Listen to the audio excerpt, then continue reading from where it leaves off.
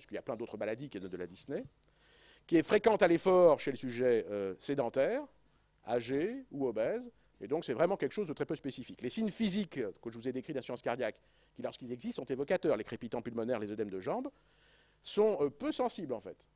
Ils sont peu sensibles, ils ne sont pas non plus totalement spécifiques, et lorsqu'ils sont associés, ils ont plus de valeur diagnostique, et d'où la nécessité de critères objectifs d'insuffisance cardiaque. Je vous ai parlé tout à l'heure des hormones natriurétiques, mais il y a d'autres examens qui permettent de voir que le cœur fonctionne mal, comme l'échocardiographie.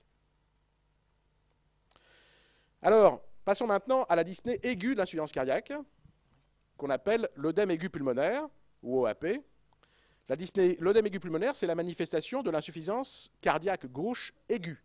C'est le ventricule gauche qui dysfonctionne et qui entraîne une congestion d'amont, et en amont, il y a les poumons, l'oreiller gauche, les veines pulmonaires et les poumons, et qui entraîne donc une inondation du poumon par du plasma qui est extravasé des capillaires vers les alvéoles pulmonaires. C'est une urgence médicale, puisque le risque vital est mis en jeu. Ça signe l'œdème alvéolaire, c'est-à-dire le fait que le plasma venu des capillaires est extravasé dans les alvéoles et entraîne une asphyxie. En règle générale, ça survient lorsque la pression capillaire excède 25 mm de mercure. C'est donc un tableau asphyxique aigu qui est assez caractéristique. Premièrement, il survient souvent la nuit et de manière brutale. La nuit parce que ça allonge, le retour veineux augmente, etc. C'est une polypnée superficielle et très angoissante qui entraîne une orthopnée intense. Le patient est très gêné, s'assoit, les jambes pendantes hors du lit pour diminuer le retour veineux et améliorer cet essoufflement. Ça s'accompagne d'une sensation d'oppression thoracique en chape de plomb, comme si on lui comprimait la poitrine, qui est ou pas infarctus en fait. Il se sent totalement oppressé, une sensation de mort imminente en fait. Il y a une inondation des alvéoles par le plasma, et on peut entendre un grésillement laryngé. C'est le plasma qui a inondé les alvéoles et qui est dans la trachée en fait. Cette inondation entraîne une toux quinteuse qui ramène une expectoration mousseuse et saumonée, qui est en fait l'extravasation qui vient des capillaires. Lorsqu'on ausculte les patients, on entend aux bases pulmonaires des crépitants, et souvent, comme l'œdème est important, les crépitants ont tendance à monter de la base vers les sommets. Les gens sont agités, en sueur, et on a des signes de gravité qui sont, outre agitation et sueur, la cyanose, les signes de choc, la chute de pression artérielle, qui sont des signes de gravité qui veulent dire qu'il faut agir rapidement. Il y a des équivalents de l'OAP plus mineurs. Il y a l'œdème subaigu pulmonaire. C'est plus fréquent que les formes aiguës. C'est en général, ça survient chez des gens qui sont déjà très gênés à l'effort ou au repos, en stade 3 ou 4 de l'ANIRECACHA. Et en fait, ce sont des gens qui sont très gênés dans la vie courante, qui sont connus comme insuffisants cardiaques et qui, la nuit, vont faire un épisode un peu moins grave que ce qu'on a vu tout à l'heure, mais qui a les mêmes conséquences.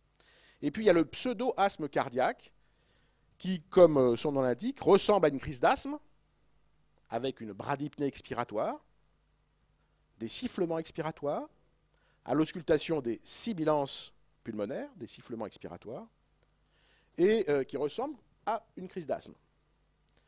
Alors, le diagnostic n'est pas facile, sauf si on sait que ce patient a déjà insuffisant cardiaque, sauf si on sait qu'il a déjà fait un infarctus, sauf si on sait qu'il y a déjà un passé d'asthme, bien évidemment. Mais le diagnostic va se baser sur d'autres examens que la simple clinique, hormones natriurétiques, échographie, etc. Alors, qu'est-ce qu'on fait quand il y a un œdème aigu du poumon? Il faut appeler le SAMU, hospitaliser le patient en urgence. Lorsqu'il est hospitalisé, on fait une radiographie de thorax qui est caractéristique, on va la montrer juste après. On va peut-être la montrer maintenant. Là, voilà un cœur, alors, on va la montrer juste après, qui est caractéristique, qui montre en fait l'œdème pulmonaire. On évalue la gravité avec des gaz du sang ou une saturation en oxygène qui est altérée, ou une hypoxie, une saturation en oxygène altérée. Il faut rechercher une cause à l'insuffisance cardiaque. Qu'est-ce qu'on fait pendant la phase d'hospitalisation, les premiers jours? Est-ce qu'il y a eu un infarctus, par exemple? Et il faut traiter en urgence. Le traitement, c'est quoi? C'est corriger l'hypoxie avec de l'oxygène. C'est diminuer la congestion avec des diurétiques intraveineux. Et les diurétiques sont très rapidement efficaces en général. Donc vous avez un traitement qui est relativement simple sur un tableau clinique qui est très sévère et qui nécessite des mesures urgentes et une hospitalisation urgente. Alors voilà ici un patient insuffisant cardiaque qui n'a pas d'œdème au poumon. Vous voyez qu'il a simplement un gros cœur. On peut mesurer le rapport cardio-thoracique, hein, qui est le rapport du maximal droite-gauche de la taille du cœur sur la taille du thorax transversal. Ça doit être inférieur à 0,50. Voilà ici un œdème aigu pulmonaire. Vous voyez qu'il y a des opacités bilatérales, symétriques, floues, cotonneuses, à prédominance périhilaire, et qui signent l'œdème pulmonaire. Voilà ici un cliché histologique chez un patient qui avait un œdème pulmonaire qui en est décédé. Vous voyez que les alvéoles sont ouvertes et vous avez ici ce qui était censé être craché par le patient, hein, c'est-à-dire du plasma qui inonde les alvéoles pulmonaires. Alors, quels examens complémentaires dans la dyspnée de l'insuffisance cardiaque? En première intention, qu'est-ce qu'on fait quand il y a une dyspnée qui est supposée rattachée à une insuffisance cardiaque et probablement due à une insuffisance cardiaque? On fait d'abord un électrocardiogramme. Les signes ne sont pas spécifiques. On peut trouver des signes de cardiopathie autres, mais ce n'est pas du tout spécifique d'insuffisance cardiaque. Si on trouve des signes de cardiopathie, ça permet d'orienter vers une étiologie cardiaque. On fait la radiographie de thorax. Alors, il y a une cardiomégalie, parfois, mais pas toujours. C'est l'index thoracique qu'on mesure, qui est supérieur à 0,50. Est-ce qu'il y a une maladie pleuropulmonaire? Bien sûr, si vous avez une maladie, une pneumopathie, une tumeur pulmonaire, vous allez dire que ce n'est pas le cœur, c'est plutôt le poumon. Et puis, il y a 3 stades de congestion pulmonaire à connaître, avant l'œdème alvéolaire que je vous ai montré, et je vais vous montrer ces 3 stades ici. Au départ, dans les stades 1, c'est la congestion pulmonaire à minima, on va dire, qui, je vois, c'est l'insuffisance cardiaque qui est pas trop, en stade pas trop sévère. C'est une redistribution, une hypertension veineuse, avec une redistribution de la vascularisation veineuse vers les sommets. Donc vous allez voir plus de vaisseaux vers les sommets que vers la base, qui est l'inverse de ce qu'on voit d'habitude. Au stade 2, il y a un œdème interstitiel, c'est-à-dire qu'en plus de cette redistribution vers les sommets, on a aussi une dilatation des veines qui vont vers les bases, et on a ce qu'on appelle des scissurites, c'est-à-dire des épanchements dans les scissures, et des stries de Kerley-Bey qui sont des épanchements interstitiels. Ce sont des petits stries qu'on voit ici en latéral. Éventuellement des petits éboussements des cul-de-sac pleuraux. Et le stade 3, c'est l'œdème alvéolaire dont je vous ai parlé tout à l'heure. Donc vous voyez qu'il y a des différents stades de congestion pulmonaire avant l'œdème alvéolaire dont vous avez vu la radiographie tout à l'heure. Il y a les dosages biologiques.